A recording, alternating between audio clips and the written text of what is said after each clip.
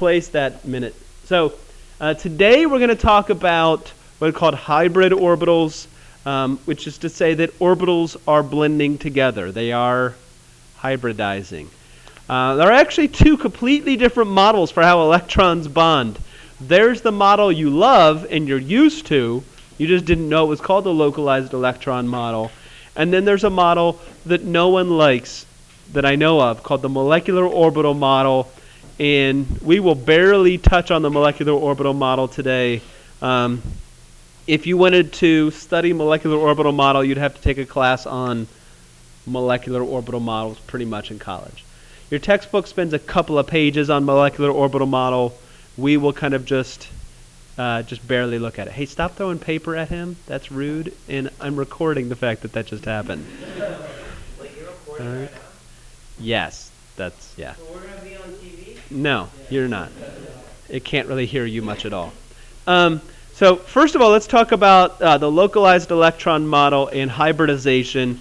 So I drew carbon's electron configuration, 1s2, 2s2, 2p6. Its valence electrons are the 2s2 and the 2p6. And then if we drew like the orbital diagrams for those, we'd say there's two electrons with opposite spin.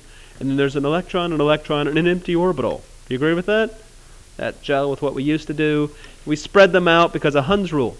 But that was for a single carbon atom free floating in the universe, not connected to anything else. Right? That was for a ground state electron configuration for a carbon atom. Are any of the carbon atoms in your body alone, like not bonded to anything? None of the carbon atoms in your body are like that then. That is for an atom all by itself, not connected to the rest of the world. But the second they bond, this electron that was in a p orbital might bond and go to another atom, and now it's not free. It's now stuck in a new location. Hi, how are you doing? Hi. Her handshake's better than yours. We've got to work on that. As they bond, electrons get shifted around. The energy difference between a 2s and a 2p is minimal, very minor. So this electron might get shifted into this empty space. And they do shift and they do move once bonding occurs to a point where we've given them new and exciting names. These four orbitals, once bonding occurs, could all take on the same shape. We call that shape an sp3 shape. Why do you think it's called an sp3 shape? Because it involves an s and three p's. This electron cannot stay here because it can't bond. It's already paired up. If you have two electrons paired up, how many more are you allowed to put in? None. So that electron has to be in an empty orbital, otherwise it can't bond. So I took the downspin electron, I shifted it over to here, and so these are the p's and the s, and now they're hybridized or blended together into a new shape. Now, I have got some pictures of this that we're going to look at in a minute, and I've got some animations we're going to look at in a minute. But so we're going to talk about hybridizing orbitals, how the s's and the p's can blend together, and basically it depends on how many directions. It's actually pretty simple to figure out what type of hybridization is occurring based off the number of directions. If you have a tetrahedral shape, tetrahedral has bonds in how many directions? 4. That would be an s orbital and 3 p orbitals. 1 s and 3 p's is how many orbitals? 4. So it's a sp3 orbitals would be being used. If you have trigonal planar, that's in 3 directions. So you'd have an s and 2 of the p's are being used. So it's sp2 orbitals. Let's hammer this home. Let's watch a little video about this in the different shapes that result. Now, I'm not allowed to record a video that someone else made. So if you want to watch this video at home, you have to find the link that's right here and follow it. All right, pause.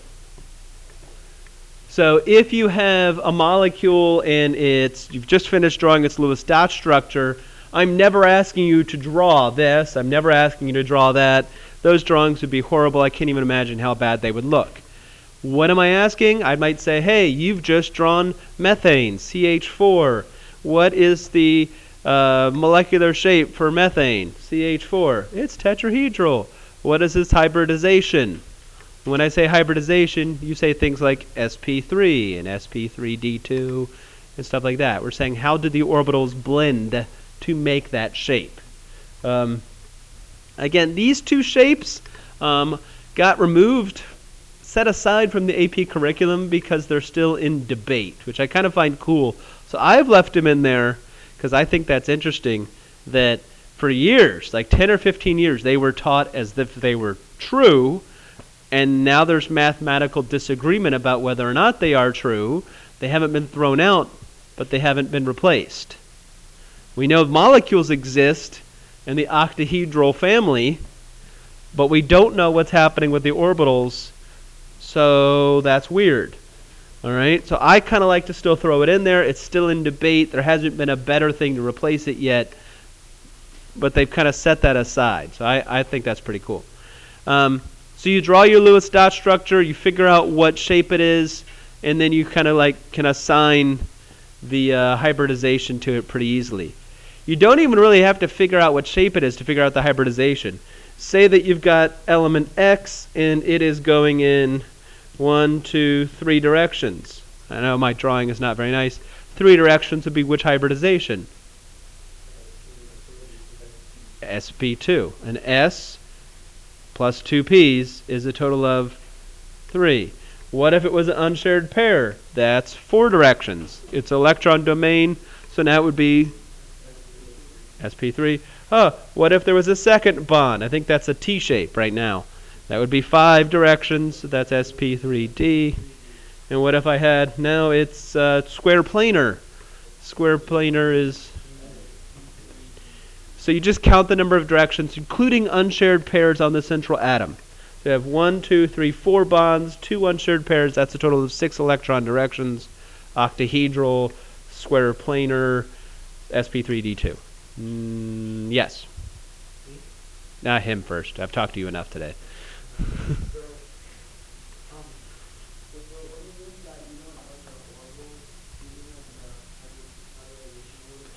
Yeah, that the idea that the d orbitals are actually being blended in there is what's under debate still. I don't know what the counter argument is, but it's supposedly there's a counter argument. Yeah. Sir, yes, sir.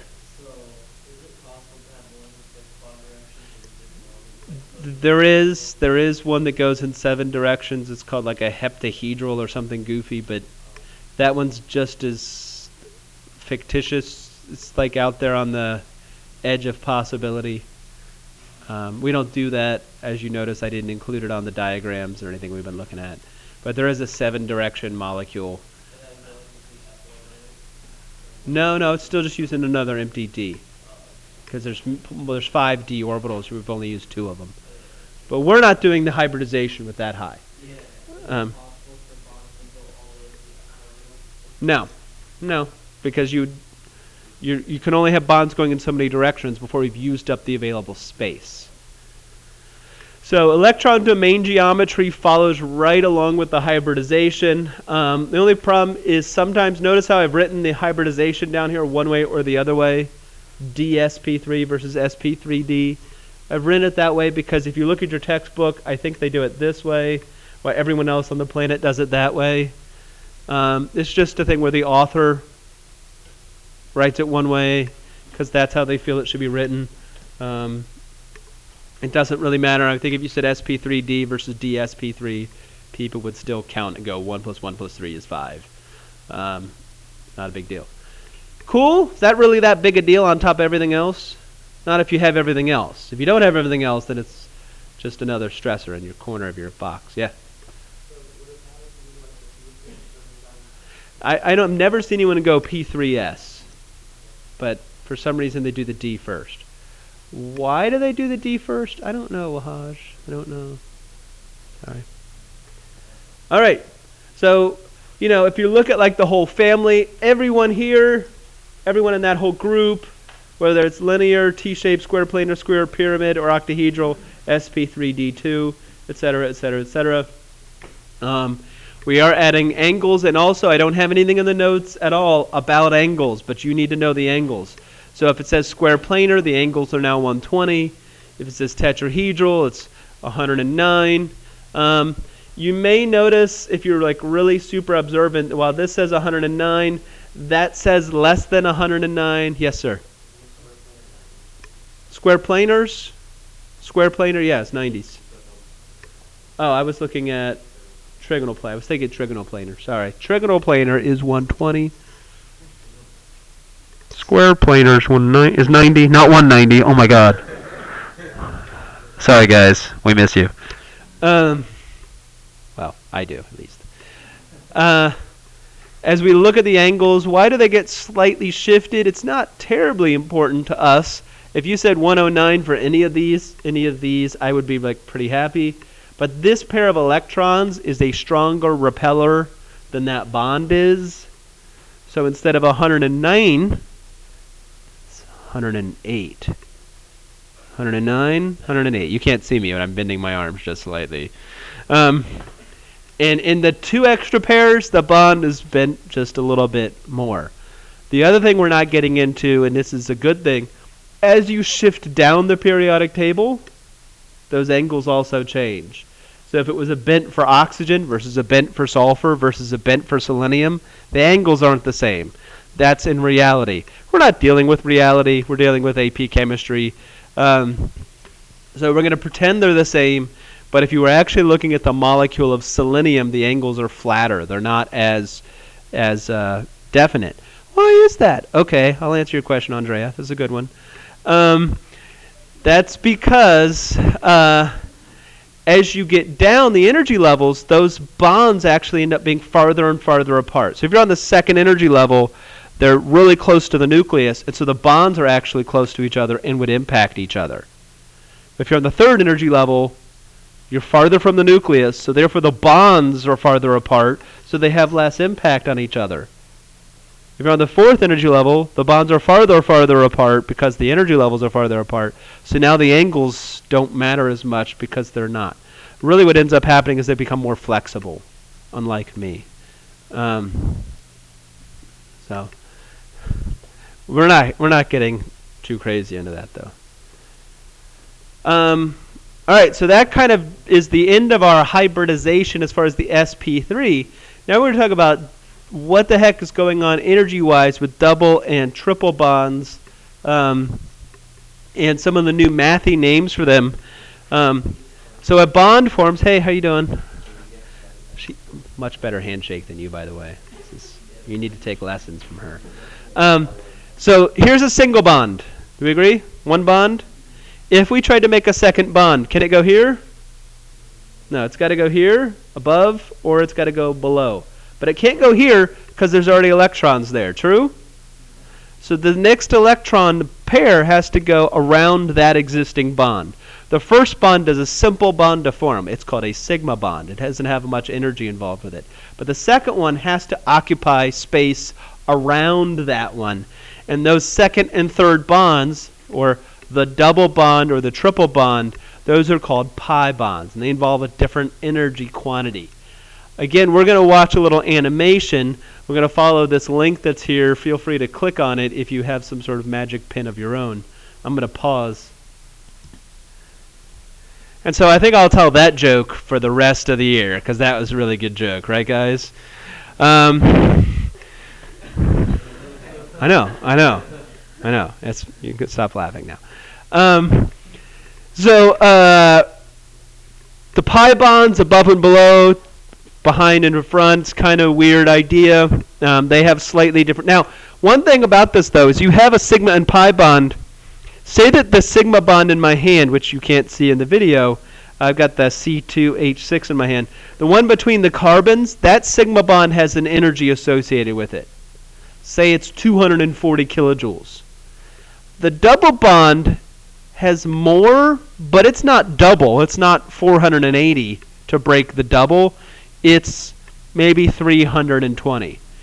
Because the first bond, the sigma bond, is the stronger of the two.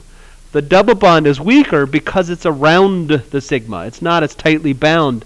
So you get an additional pull, additional bond, but not the same strength. It would be like if I got in a tug-of-war match with Wahaj, right? And it's you and me against each other, and then Minu joined in as my teammate. Just going to be a little stronger, but you're not as strong as me. Don't have nearly as much mass to bring to the game. And it's Wahaj. And so the bond is going to be stronger, the pull is going to be stronger, but not drastically stronger, because the second bond, the double bond or the triple bond, isn't as much additional as the primary. So it's like 240 plus 100 plus an 80. So it goes up, but it doesn't go up linearly. Is linearly a word? It is. This Neil, he's funny. You guys already knew that, right, Bob? Yep, Bob's smiling. Where is Bob out? He's right there. You don't see him? So, organic preview. Guess what's not in your notes? This is not in your notes. You don't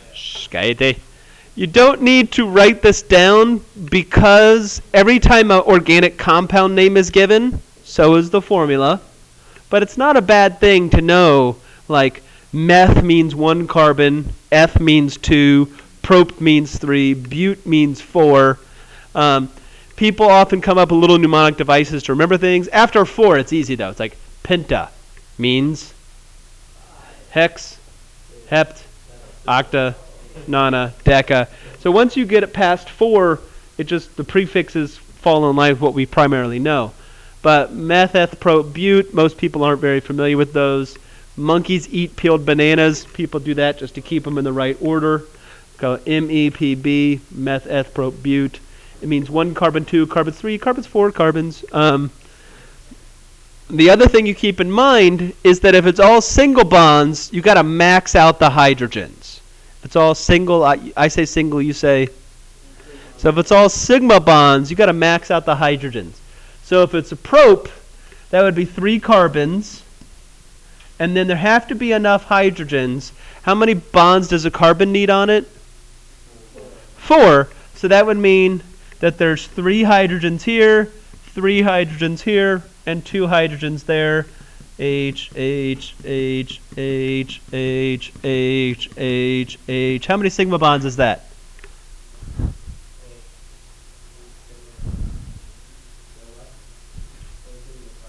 I'm hearing all sorts of, I've heard 4, I've heard 11, I've heard 12.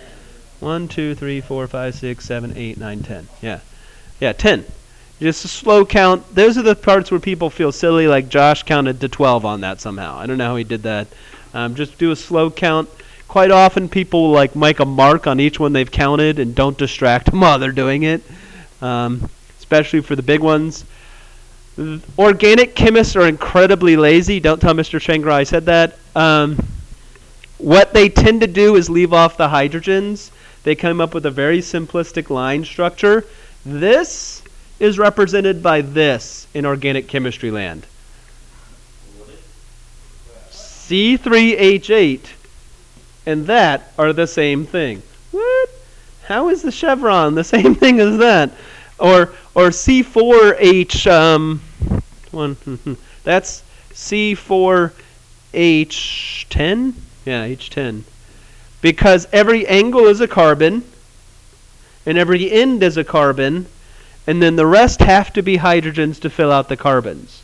And as long as you understand that in organic chemistry, you don't have to write the hydrogens down, because that's just one more thing to waste pencil lead on, and that's valuable graphite. So if you did octane with 8, you'd be like 1, 2, 3, 4, 5, 6, 7, and the end is 8. And then the rest would all be hydrogens to make it work. If there were double bonds, you'd have to subtract some hydrogens. So if, say, there's a double bond between these 2 carbons, well then that carbon has 1, 2, 3 bonds on it, so there must be a hydrogen coming off of it also. Carbon has this magic ability to make circles, which we call cyclics. All right? So this is a cyclic compound because the carbons have come back around to make a circle on themselves. Now, do those carbons have enough bonds on them? No? How many more bonds does each carbon need? 1 more. So each one of these really should have another hydrogen on it. This, when all the hydrogens are filled out, is called benzene. This is a benzene ring. And the common, like, weird symbol for this particular molecule is a hexagon with a circle in the middle. That and this are equivalent. Those are the same thing. Why the circle? The double bonds didn't have to be in those 3 spots. You could have rotated them all one spot and it would have been the same drawing. And they do rotate. They slowly spin or quickly spin it. They move. They have, what do you call that when bonds can move around? Starts with an R. Resonance. They can resonate, so they can rotate around. So you might see that symbol from time to time in your future. So that is hexane, not cyclohexane. That is that's benzene. Yeah, cyclohexane is 6 carbons that all have single bonds in a circle. What else? No, that's about it. One thing though is you will get structures like this one. This is a toxic nerve agent called 7, which I don't feel like that's a deadly enough name. Right? It's spelled wrong, isn't it? No, that's how it's spelled with an I. Yeah, if you see the word 7 spelled with an I, run away. And other jokes I'm not going to make. So this one I was very nice, and I added all the hydrogens in. Let's take 10 seconds, and on your own, count. Don't say any numbers out loud. In your head is the counting, okay? I'm pausing it for counting. So the pi bond was easy, right? We get 6 for pi? Yay! Let's slow count. And when I say let's, I mean I will. Please don't talk to me while I count. That's evil. All right. And that means you, Casey. All right. 1, 2, 3, 4, 5, 6, 7, 8, 9, 10, 11, 12, 13, 14, 15, 16, 17, 18, 19, 20, 21, 22, 23, 24, 25, 26, 27, 27, 27, 27, 27. Yeah. 27. I usually mark them, all right, when I count them, just to be careful. There's no undoing the mark, so like be ready to commit to it. Before you do that, look for weird spots. What was the mistake a couple of you guys made? You didn't count any of the double bonds? Remember, a double bond is a sigma followed by pi. All right? Also, because they didn't have to, I made this look like that. A lot of times they just plop a CH3 next to something. All right? Which means the nitrogen's going to a carbon that's got 3 hydrogens to it. So quite often there would just be CH3 coming off the side.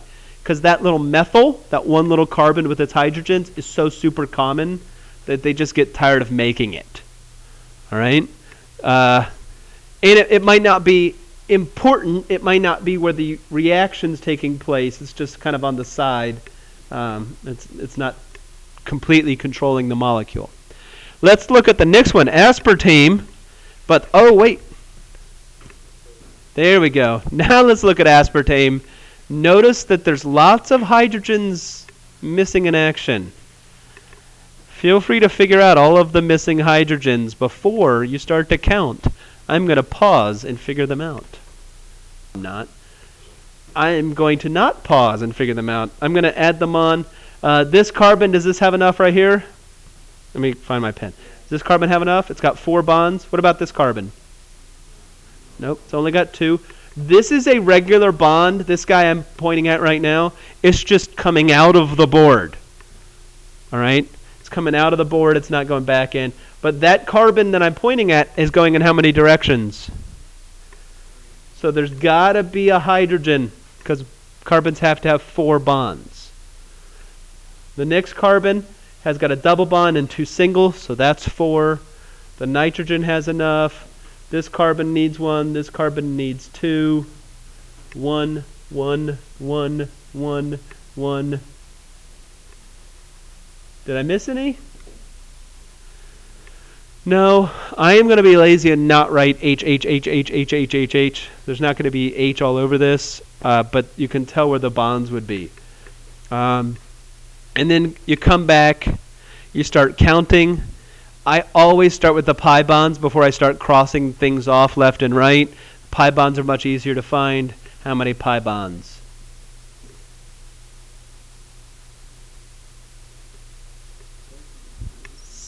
Six.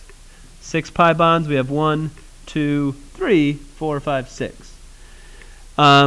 With the sigma bonds, we've got to remember to count every single bond that's there.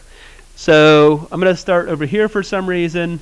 This is 1, 2, 3, 4, 5, 6, 7, 8, 9, 10, 11. I should be doing this in a different color.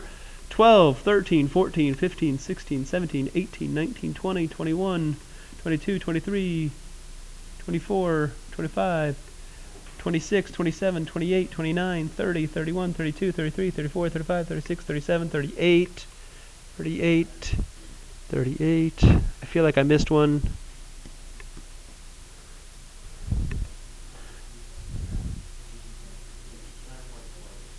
I didn't count the H2. There we go. There's 2 right there.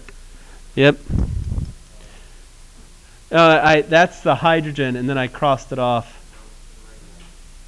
Oh, I counted that one twice. I accidentally counted that one twice. So 39 it is, which gels with what we did last period also, because we had 39 as the answer last block. Slow motion counting. Other follow-up questions. What is the hybridization of carbon A? So you look through it, find carbon A. Now that you've added the hydrogens, how many directions is carbon A going in? 4. So it is sp3 for carbon A. What about carbon B?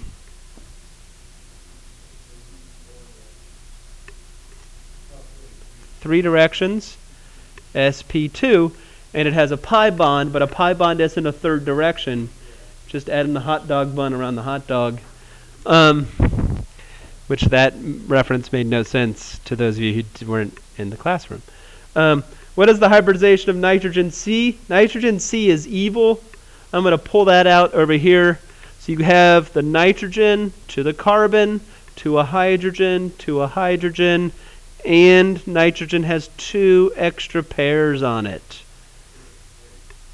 Because nitrogen starts with 5 valence electrons to a hydrogen, to the carbon. Sorry, 1 extra pair. You're right. So that is sp3. And then the oxygen that is labeled D is a bent oxygen. And that would make it also sp3. And then what is the bond angle of C to the O to the H? Can you find that on there? Where is that? C to the O to the H. It's this guy here. Right? That oxygen is a bent, and bents are in the 109. They're less than 109. Usually it's written as a 105. But what? The oxygen does? Yeah, that oxygen's a bent oxygen. It's got 2 extra electrons, and then it's going to the hydrogen. So that's a bent shape right there.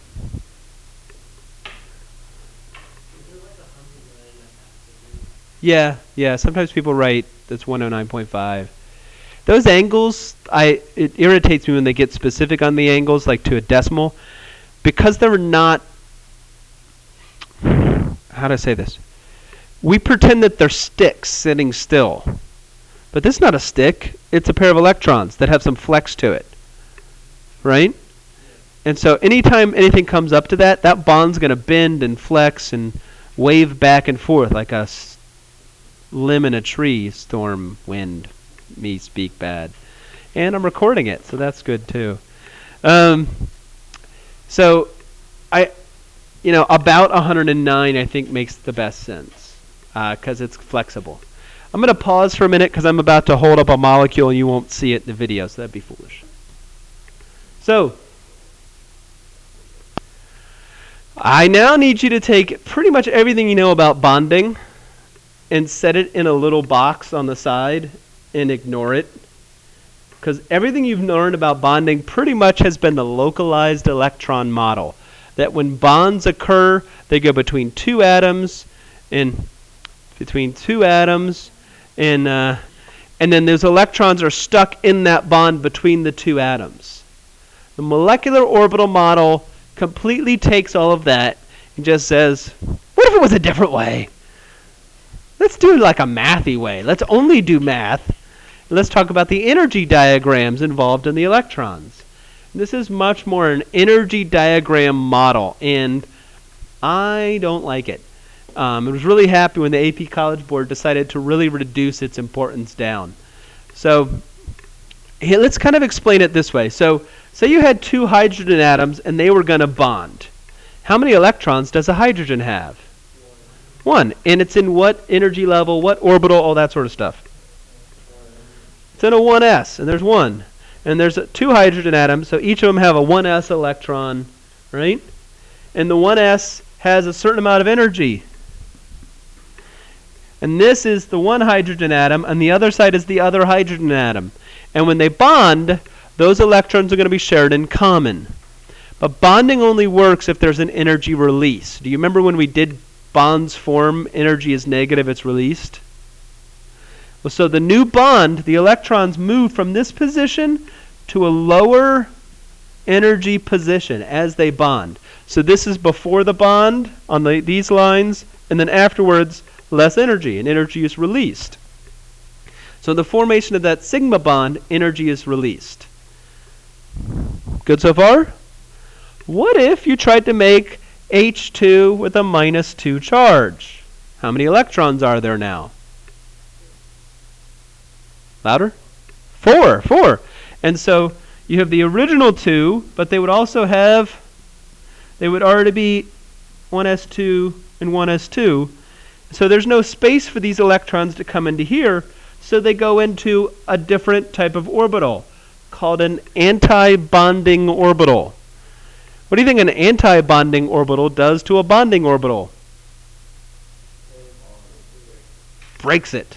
It does the opposite of bonding. It anti-bonds. It pushes them apart.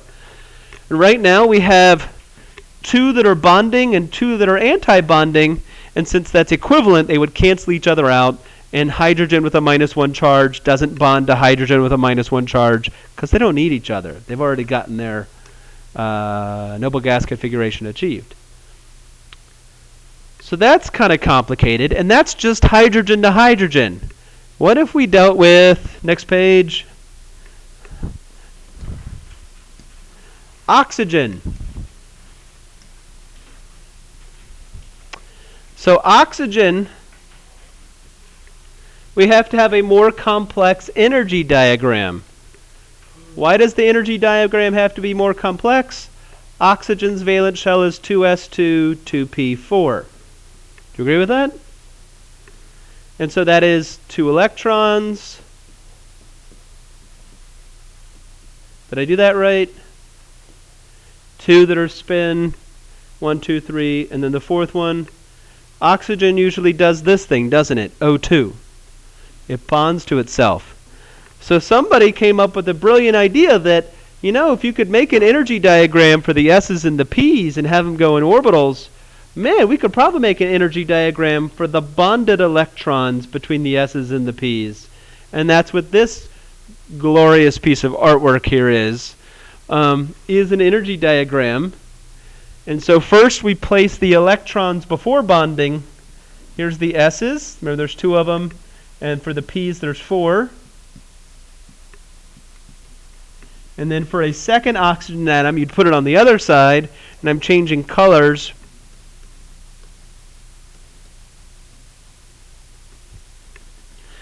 And so oxygen atom A is in red, oxygen atom B is in blue. And then when bonding occurs, they get to be held in positions between the two, and the energy values change. And so some of them,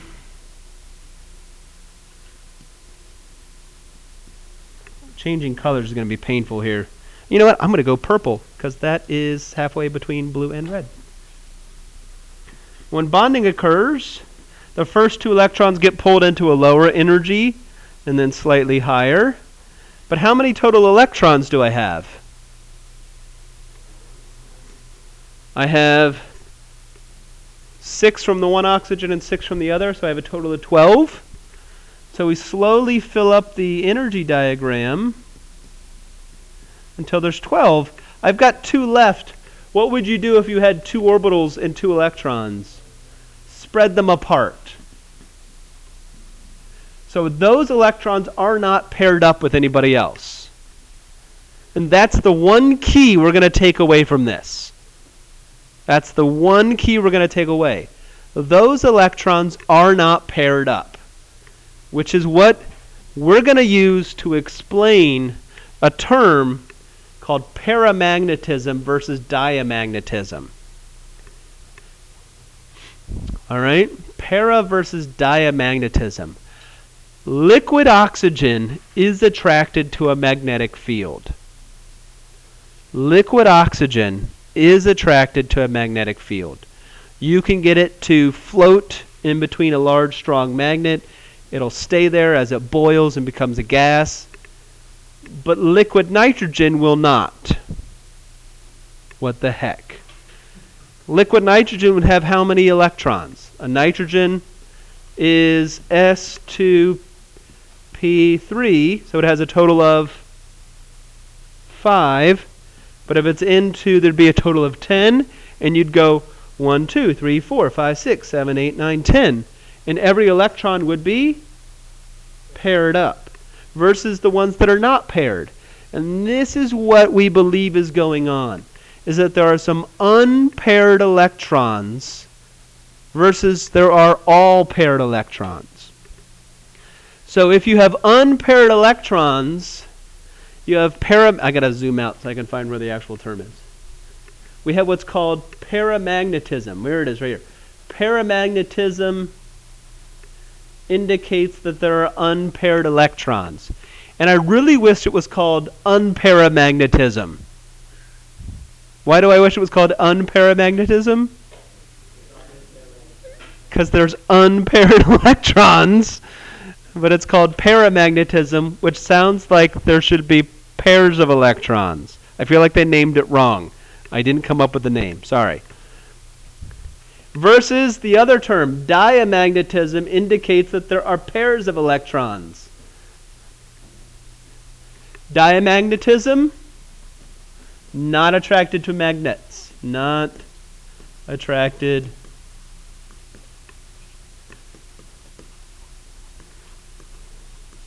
to magnets. It has killed their magnetism. You could say that they've died.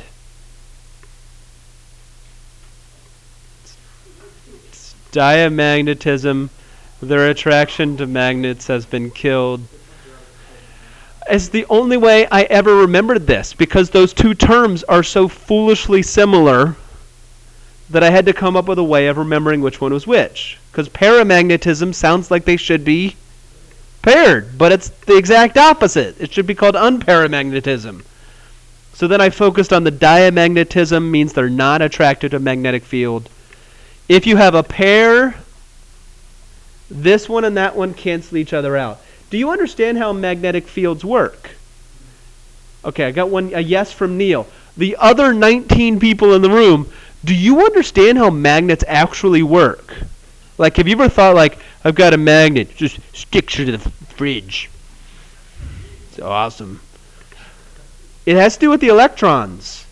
The electrons are spinning in the same direction and kind of facing the same direction. All right, everyone, close your eyes. Close your eyes. Neil, close your eyes. Close your eyes for 2 seconds. Take your right arm and point somewhere. Leave your arm there. Open your eyes. Okay. Average it together. Average it together. I would say that on average we're going this way, aren't we? Forward. You're pointing up. You're pointing at yourself because you're self-centered. Casey's not playing because he's asleep. You're pointing backward, but your pointing backward is canceled out by his. And so on average, we're going this way. The electrons are all randomly spinning. You can put them down now. Good job, Casey. The electrons are all randomly spinning in some direction or another. And what we do with a magnet is we orient them so that they're all facing the same way. So when the iron is cooling, we put it in a magnetic field, and then say, everyone face this way, and make all the electrons move in the same direction with the same spin. So they're all spinning and moving in the same direction as it cools. If you take you want to make your physics teacher mad, do this. You take their magnet and go and bang it on the table. The atoms slowly shift around, and as they shift around, they start to point the wrong direction, and the magnet becomes weaker and weaker and weaker. And you can break their magnet and make them very mad. They have my permission to yell at you. So there are spinning electrons in your metallic fridge cover, and the electrons in your magnet are attracted to those electrons in there because they're oppositely facing and stuff like that. I don't quite grasp why it's attaching onto that. I really shouldn't even started talking about that.